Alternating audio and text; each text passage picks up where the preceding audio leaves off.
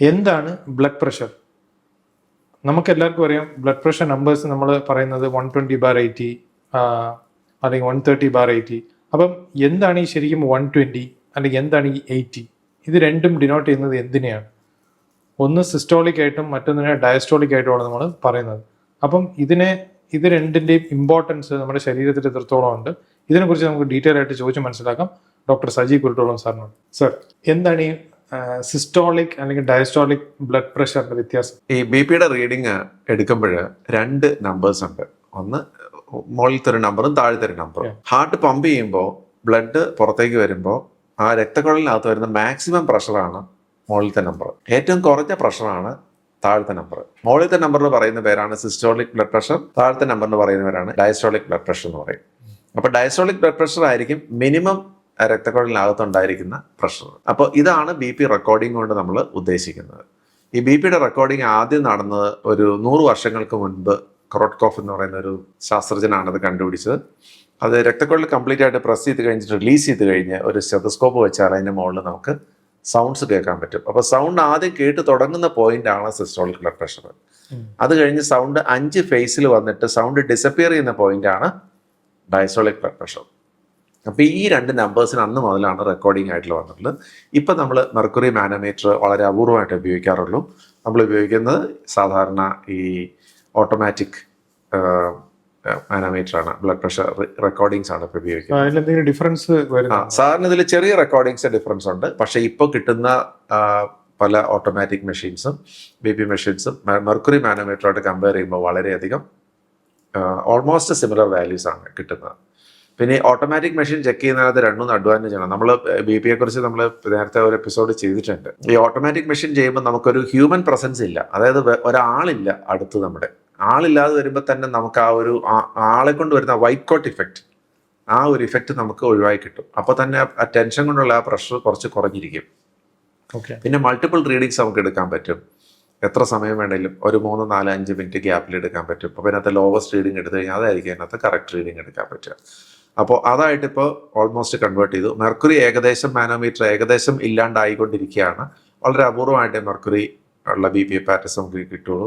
അതിൻ്റെ പ്രധാന കാരണം മെർക്കുറി കൊണ്ടുള്ള പോയിസണിങ്ങിനെ കുറിച്ചുള്ള പ്രശ്നങ്ങളാണ് അതിൻ്റെ കാരണം ആയിട്ട് വരുന്നത്. അപ്പോൾ ഏറ്റവും ഹാർട്ട് പമ്പ് ചെയ്ത് വരുമ്പോൾ ഏറ്റവും മാക്സിമം വരുന്ന പോയിന്റിലാണ് ആ ബ്ലഡ് വെസൽ എക്സ്പാൻഡ് ചെയ്യുന്ന പോയിന്റാണ് സിസ്റ്റോളിക് ബ്ലഡ് പ്രഷർ. അപ്പോൾ നോർമൽ ബ്ലഡ് പ്രഷർ 120/80. ഇപ്പോൾ 120 മുതൽ 130 വരെ ഒരു ഗ്രേസ് പീരീഡ് നമ്മൾ കൊടുക്കേണ്ടത് ഈ പ്രീ ഹൈപ്പർ ടെൻഷൻ അല്ലെങ്കിൽ ബോർഡർ ലൈൻ ബ്ലഡ് പ്രഷർ എന്ന് പറയും. അപ്പോൾ നമ്മളൊരു ബ്ലഡ് പ്രഷർ ഉള്ള ഒരു പേഷ്യന്റിന് നമ്മളെപ്പോഴും മുകളിലത്തെ നമ്പർ 130യും താഴത്തെ നമ്പർ 80ക്കും താഴെ നിൽക്കണം എന്നുള്ളതാണ് കൺട്രോൾഡ് ബ്ലഡ് പ്രഷർ എന്ന് പറയുന്നത്. അതിന് മുകളിലേക്ക് പോകുമ്പോഴത്തേക്കും നമ്മളത് ഹൈ ബി പി ആയിട്ട് പറയാം. പക്ഷെ പ്രായം കൂടും തോറും ഈ രക്തക്കൊള്ളകളുടെ സ്റ്റിഫ്നെസ് കുറയും. രക്തക്കൊള്ള ഒരു എലാസ്റ്റിക് ട്യൂബാണ് ബ്ലഡ് വെസൽസ്, അതുകൊണ്ടാണ് നമുക്കത് കംപ്രസ് ചെയ്യാനൊക്കെ പറ്റുന്നത്. പ്രായം കൂടുന്നതോറും കാൽസിഫിക്കേഷൻ വരും. ആ ബ്ലഡ് വെസലിന്റെ ഒരു ലെഡ് പൈപ്പ് പോയിട്ട് പോലെ കൺവേർട്ട് ചെയ്യും. അങ്ങനെ വരുമ്പോഴത്തേക്കും ഈ രക്തക്കൊള്ളി റിലാക്സ് ചെയ്യാണ്ടാവും. അങ്ങനെ വരുമ്പോൾ അങ്ങനെയുള്ള പേഷ്യൻസിന് സിസ്റ്റോളിക് ബ്ലഡ് പ്രഷർ ഒത്തിരി കൂടിക്കൊണ്ടിരിക്കും. അതുപോലെ തന്നെ പ്രായം കൂടുന്തോറും വരുന്ന ഒരു പ്രോബ്ലമാണ് ഡയസ്റ്റോളിക് ബി പി കൂടി വന്നുകൊണ്ടിരിക്കും. ഇപ്പം നോർമലി ഒരു ജനസംഖ്യയുടെ, അതായത് 18 വയസ്സിന് മുകളിലുള്ള എല്ലാവരുടെയും കൂടി എടുത്തു കഴിഞ്ഞാൽ ആവറേജ് എടുത്ത് ഏകദേശം 30 to 34% ആളുകൾക്ക് ഹൈ ബി പി ഉണ്ട്. പക്ഷെ ഹൈ ബി പി ഓരോ വയസ്സ് കൂടുന്തോറും കൂടിയാണ് വരുന്നത്. 55 വയസ്സിന് മുകളിലുള്ളവർക്ക് ഏകദേശം 50% പേർക്കുണ്ട്. 70 വയസ്സിന് മുകളിലുള്ള ഏകദേശം 70% പേർക്ക് ഉണ്ട്, ഹൈ ബി പി ഉണ്ട്. 80% വയസ്സ് കഴിയുമ്പോഴത്തേക്ക് 80% ആൾക്കാർക്കും ഹൈ ബി പി ഉണ്ട്. അപ്പോൾ പ്രായം കൂടുന്തോറും ബി പി ഉണ്ടാകുക എന്നുള്ളത് ചാൻസ് കൂടിയാണ് വന്നുകൊണ്ടിരിക്കുന്നത്. അപ്പൊ ഈ ഏത് അവസരത്തിലാണ് സാർ നമ്മൾ ഈ മരുന്ന് സ്റ്റാർട്ട് ചെയ്യണം എന്ന് പറഞ്ഞ് കൊടുക്കുന്നത് പേഷ്യൻസിന്? നമ്മുടെ ഈ ബി പി ഹൈ ആയിട്ട് 130ക്ക് മുകളിൽ നിൽക്കുകയാണെങ്കിൽ നമ്മൾ തീർച്ചയായിട്ടും ആദ്യമേ നമ്മൾ മെഡിസിൻ സ്റ്റാർട്ട് ചെയ്യില്ല ഒരിക്കലും. ഹൈ ബി പി വരുന്ന ഒരു പേഷ്യൻറ്റിന് മറ്റെന്തെങ്കിലും റീസൺസ് ഉണ്ടോ എന്നാണ് ആദ്യം ചെക്ക് ചെയ്യുന്നത്. കറക്റ്റബിൾ ഫാക്ടേഴ്സ് എന്ന് പറയും. ഫോർ എക്സാമ്പിൾ, ഓവർ വെയിറ്റ് ഉള്ള ഒരാൾക്ക് വെയിറ്റ് 10% കുറയ്ക്കാൻ പറയുക. വെയിറ്റ് കുറച്ചാൽ 50% ബി പി നോർമലാവും. കൂർക്കമലിയുള്ള ഒരാൾക്ക് അത് കറക്റ്റ് ചെയ്യാനായിട്ട് നോക്കുക. വെയിറ്റ് ആണ് ഏറ്റവും ഈസി കറക്റ്റ് ചെയ്യാവുന്ന ഫാക്ടർ. ഈവൻ 10% വെയിറ്റ് കറക്ഷൻ ആവശ്യമില്ല. ഒരു 5% വെയിറ്റ് കുറയുമ്പോൾ തന്നെ പലരുടെയും ബി പി നോർമലാവണം നമ്മൾ കണ്ടിട്ടുണ്ട്. പിന്നെ ഇതിൻ്റെ കൂടെ പേഷ്യൻസിന് മറ്റ് അസുഖങ്ങളുണ്ടോ എന്ന് ചെക്ക് ചെയ്യുന്നുണ്ട്. അതായത് കിഡ്നി ഡിസീസ് ഉണ്ടോ, തൈറോയ്ഡ് ഡിസീസ് ഉണ്ടോ, ഡയബറ്റീസ് ഉണ്ടോ, കൂർക്കമലി ഉണ്ടോ, അങ്ങനെ മറ്റ് ഫാക്ടേഴ്സ്. പിന്നെ എന്തെങ്കിലും മെഡിക്കേഷൻസ് വേറെ എടുക്കുന്നുണ്ടോ എന്ന് ചെക്ക് ചെയ്യണം. ചില പേഷ്യൻസ് വേറെ സ്റ്റിറോയിഡ് മെഡിസിൻസ്, അങ്ങനെയുള്ള പല മെഡിസിൻസും പ്രഷർ കൂട്ടാനുള്ള ചാൻസ് ഉണ്ട്. അപ്പോൾ ഈ ഒരു ഫാക്ടർ നമ്മൾ ചെക്ക് ചെയ്യാറുണ്ട്. അപ്പോൾ അങ്ങനെയുള്ള ഫാക്ടർ ഉണ്ടെങ്കിൽ ആ കറക്റ്റബിൾ ഫാക്ടേഴ്സ് എല്ലാം നമ്മൾ ഐഡന്റിഫൈ ചെയ്ത് മാറ്റി പേഷ്യൻ്റെ അടുത്ത് സോൾട്ട് റെസ്ട്രിക്ഷൻ, ഉപ്പിൻ്റെ അളവ് നോ സോൾട്ട് അല്ല, ലോ സോൾട്ട് ആണ്. ഉപ്പിൻ്റെ അളവ് കുറയ്ക്കാനാണ് പറയുന്നത്, അല്ലാതെ ഉപ്പ് ഉപേക്ഷിക്കാനല്ല പറയുന്നത്. ചെറിയ എമൗണ്ട് ഓഫ് സോൾട്ട് നമ്മൾ ഉപയോഗിക്കണം. BP കൺട്രോൾ ആകുന്നില്ല, 130/80 താഴെ വരാത്ത പേഷ്യൻസിന് അവരെ ട്രയൽ കൊടുത്ത്, ചിലപ്പോൾ ട്രയൽ നമ്മൾ 1, 2, 3 മാസം നോക്കും, മൾട്ടിപ്പിൾ ടൈംസ് റെക്കോർഡ് ചെയ്യും. ഹൈ ആയിട്ട് നിൽക്കുകയാണെങ്കിൽ മെഡിക്കേഷൻസ് സ്റ്റാർട്ട് ചെയ്യും. പിന്നെ ചില പേഷ്യൻസ് നമ്മൾ ഫസ്റ്റ് സ്റ്റാർട്ട് ചെയ്യും. BP വളരെ ഹൈ ആണ്, ഉദാഹരണമായിട്ട് ഒരു 180 ഒക്കെ മേളിലുണ്ടെങ്കിൽ നമ്മൾ പിന്നെ വെയിറ്റ് ചെയ്യാറില്ല, സാധാരണ അതിൽ ഇമ്മീഡിയറ്റ് ആയിട്ട് തന്നെ സ്റ്റാർട്ട് ചെയ്യാറുണ്ട്. ചില പേഷ്യൻസ് ഹാർട്ട് അറ്റാക്ക് വന്ന പേഷ്യൻസ്, സ്ട്രോക്ക് വന്ന പേഷ്യൻസ്, കിഡ്നി ഫെയിലിയർ ഉള്ള പേഷ്യൻസിനൊക്കെ നമ്മൾ ഒരു 2 to 3 ഈ 2-3 മാസത്തെ വെയിറ്റിംഗ് പീരീഡ് നമ്മൾ കൊടുക്കാറില്ല, നമ്മൾ ഇമീഡിയറ്റ് ആയിട്ട് തന്നെ സ്റ്റാർട്ട് ചെയ്യാറുണ്ട്. യൂഷ്വലി ഞങ്ങളുടെ അടുത്ത് വരുന്ന പേഷ്യൻസ് യൂഷ്വലി അങ്ങനെയുള്ള പേഷ്യൻസാണ്. പ്യുവർ ബ്ലഡ് പ്രഷർ മാത്രം ഒരു സിറ്റുവേഷൻ ആയിട്ടുള്ള പേഷ്യൻസ് ഞങ്ങളുടെ അടുത്ത് വരുന്നത് കുറവാണ്. യൂഷ്വലി അവർക്ക് മറ്റ് പ്രശ്നങ്ങളുടെ കൂടെ കാണാറുണ്ട്.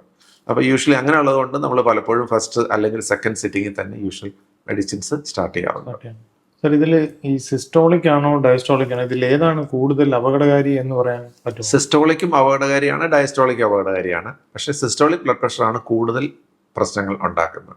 അപ്പോൾ നമ്മളെപ്പോഴും എപ്പോഴും എല്ലാ സമയത്തും നമുക്ക് നോർമൽ 130/80 എന്നുള്ള ആ ലെവലിലേക്ക് കൺട്രോൾ ചെയ്ത് നിർത്താനായിട്ട് സാധിക്കില്ല. ചില സമയത്ത് പലപ്പോഴും കാരണം പ്രഷർ താണു വരുമ്പോഴത്തേക്കും പേഷ്യൻസിന് ഓരോ സിംറ്റംസ് ചിലപ്പോൾ ഡെവലപ്പ് ചെയ്യും. ഉദാഹരണമായിട്ട് എഴുന്നേറ്റ് നിൽക്കുമ്പോൾ തലകറക്കം ഉണ്ടാകുക, അതാണ് ഒരു കോമൺ സിംറ്റം. ആ സിംറ്റം പേഷ്യൻ്റ് ഉണ്ടെങ്കിൽ നമ്മൾ ആ ലെവലിൽ വെച്ച് മെഡിസിൻ സ്റ്റോപ്പ് ചെയ്യണം. എന്ന് വെച്ചാൽ കൂടുതൽ മെഡിസിൻ കൊടുക്കരുത്. അപ്പോൾ ഒരു ഡൗട്ട്, അപ്പോൾ സാറ് പറഞ്ഞ ഇപ്പം പ്രഷറിൽ വ്യത്യാസം വരുമ്പോഴത്തേക്കും ഈ തലകറക്കം പോലെ വരുന്ന ക്ഷീണം വരും, ഇങ്ങനെയൊക്കെ പലരും പറഞ്ഞു കേട്ടിട്ടുണ്ട്. അപ്പോൾ ഇതിനകത്തൊരു കൺഫ്യൂഷൻ വരുന്നത്, ഇപ്പം ഷുഗർ താഴെ പോയാലും ഇതേ സിംറ്റംസ് തന്നെ കാണിക്കാൻ സാധ്യതയില്ല. അപ്പോൾ ഇത് എങ്ങനെയാണ് ആൾക്കാർക്ക് തിരിച്ചറിയാൻ പറ്റും? അല്ല, ഈ BP കുറഞ്ഞു കഴിയുമ്പോൾ യൂഷ്വലി വരുന്ന സിംറ്റം ഇരുന്നിട്ട് എഴുന്നേൽക്കുമ്പോൾ ഒരു അര സെക്കൻഡ് നേരത്തേക്കൊന്ന് പാളിപ്പോകുന്ന ബാലൻസ് പോകുന്ന പോലെ ഫീൽ ചെയ്യും. അതാണ് യൂഷ്വൽ വരുന്ന സിംറ്റം. അതേസമയത്ത് ലോ ഷുഗറിന്റെ ഫീലിംഗ് അതല്ല. ലോ ഷുഗറിന്റെ ഫീലിംഗ് എന്ന് വെച്ചാൽ നമുക്ക് കൈക്ക് വിറയുണ്ടാകുക, സ്വെറ്റിംഗ് ഉണ്ടാകുക, വേർക്കുക, അല്ലെങ്കിൽ ഒരു ചെറിയൊരു ഓർമ്മക്കുറവ് ഉണ്ടാകുക, ഇങ്ങനെയൊക്കെയാണ് സ്വെറ്റിംഗ് വരുന്നത്, ഈ ലോ ഷുഗർ വരുന്ന സിംറ്റംസ്. അപ്പൊ ഇത് തമ്മിൽ തിരിച്ചറിയാൻ ബുദ്ധിമുട്ടില്ല. സർ, അപ്പോൾ ഈ ലോ BP ആകുമ്പോഴത്തേക്കും ഈ പറഞ്ഞ അര സെക്കൻഡിൽ കുറച്ച് തലകറക്കം വരുന്നുണ്ട്. അപ്പം നോർമലി ആൾക്കാർ ചെയ്യുന്നത് ഈ ഉപ്പിട്ട് നാരങ്ങ കുടിക്കുക, അത് എത്രത്തോളം ശരിയാണ്? അത് കറക്റ്റ് ആണ്. കാരണം ഇരുന്നിട്ട് എഴുന്നേൽക്കുമ്പോൾ തലകറക്കം ഉണ്ടാകുന്ന ഫീലിംഗ് വരികയാണെങ്കിൽ ലോ BP ആണ്. അപ്പൊ അങ്ങനെ ലോ BP ഉണ്ടെങ്കിൽ ആ സമയത്ത് നമ്മൾ പ്രത്യേകിച്ച് താഴെ വീട് ചെയ്യാതിരിക്കാൻ പ്രത്യേകം ശ്രദ്ധിക്കണം.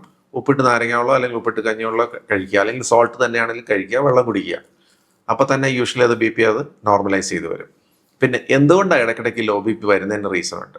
കാരണം സ്റ്റഡി ആയിട്ട് BP കൺട്രോൾ ചെയ്തിരിക്കുന്ന പേഷ്യന്റ് ഒരു പെട്ടെന്ന് ഒരു ദിവസം BP ലോ ആണെങ്കിൽ അതിന്റെ റീസൺ ഉണ്ട്. ഉദാഹരണമായിട്ട് ഇപ്പോൾ ഒരു ഫുഡ് പോയ്സണിങ് വന്നു, ഫുഡ് കഴിച്ചില്ല, അല്ലെങ്കിൽ ഒരു ലൂസ് മോഷൻ ഉണ്ടായി, ബോഡി ഡീഹൈഡ്രേഷൻ വന്നു കഴിഞ്ഞാൽ താണു പോകും. ഇങ്ങനെയുള്ള സിറ്റുവേഷനകത്ത് BP താണു പോകാനുള്ള ചാൻസ് ഉണ്ട്. അങ്ങനെ താണു പോകുന്നുണ്ടെങ്കിൽ പിന്നെ എടുക്കുന്ന മെഡിക്കേഷൻ ഡോസ് കുറച്ച് എടുക്കാവുള്ളൂ. സർ, നമ്മൾ ഈ BP സാർ നേരത്തെ പറഞ്ഞൊരു 2-3 മാസം നിങ്ങളൊരു നോട്ടീസ് പീരീഡ് പോലെ കണ്ടതിന് ശേഷമാണ് നിങ്ങളത് സ്റ്റാർട്ട് ചെയ്യുന്നത് മെഡിക്കേഷൻസ്.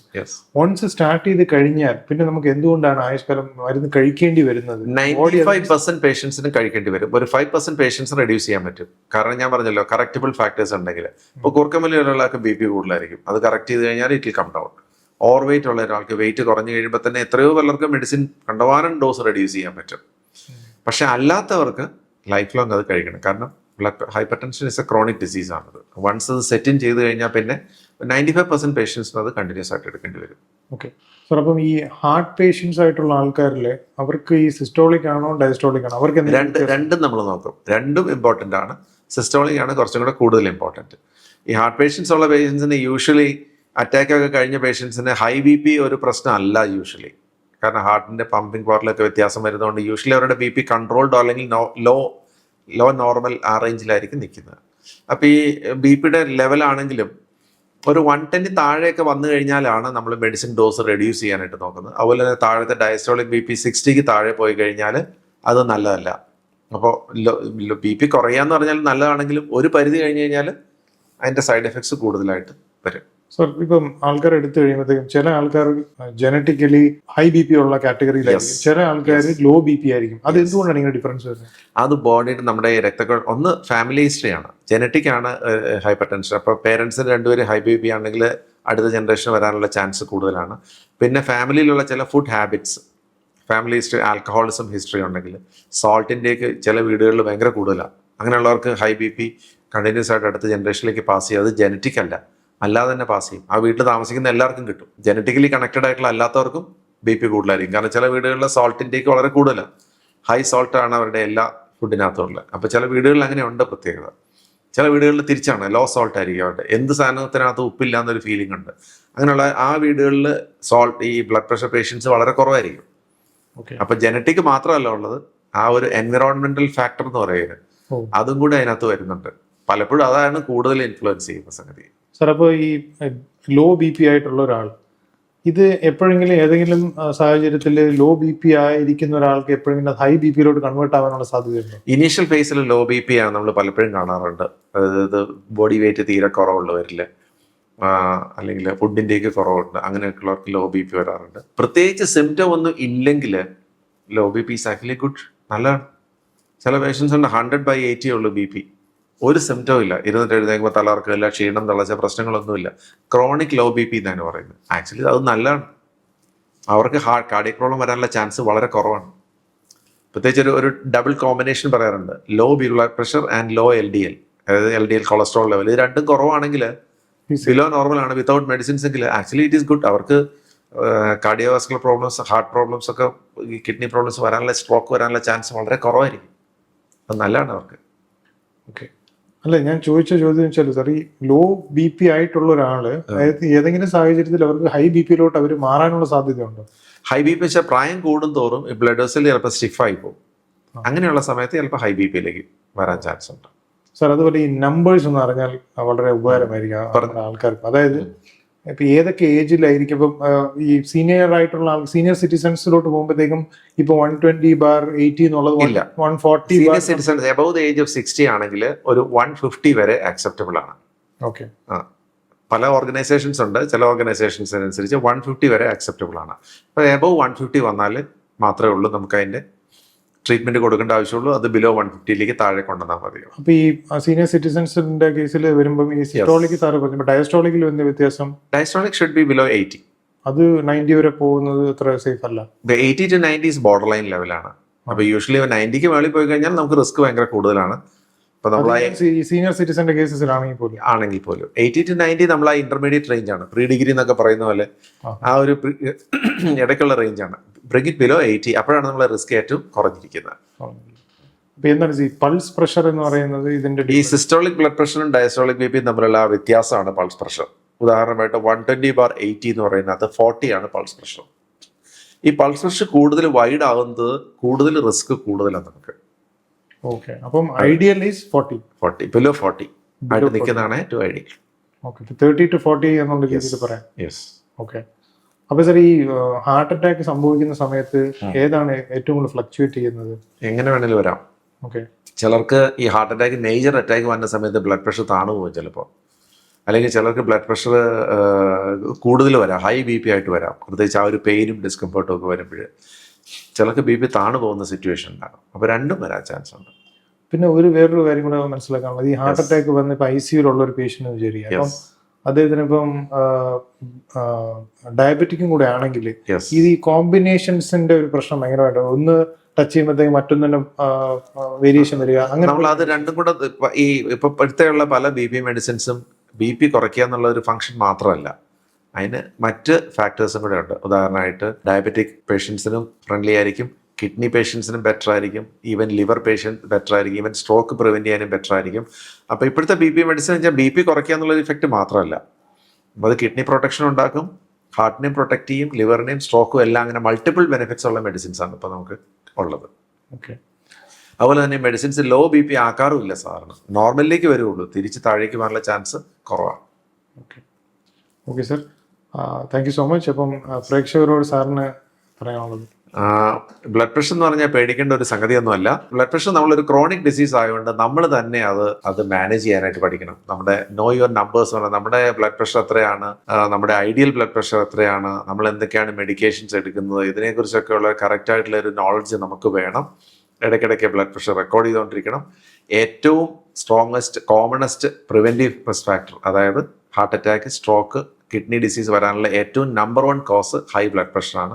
അത് ഹൈ ബ്ലഡ് പ്രഷർ കണ്ടുപിടിച്ച് ട്രീറ്റ് ചെയ്ത് കഴിഞ്ഞാൽ ഇത് ഒരു നല്ല ശതമാനം വരെ ഇങ്ങനെയുള്ള സെക്കൻഡറി പ്രോബ്ലംസ്, അങ്ങനെയുള്ള പ്രോബ്ലംസ് ഒരുപാട് നമുക്ക് മാറ്റി നിർത്താനായിട്ട് സാധിക്കും. ഈ വിഷയത്തെക്കുറിച്ചുള്ള നിങ്ങളുടെ അഭിപ്രായങ്ങൾ കമൻറ്റ് ബോക്സിൽ രേഖപ്പെടുത്തണമെന്ന് താല്പര്യപ്പെടുന്നു.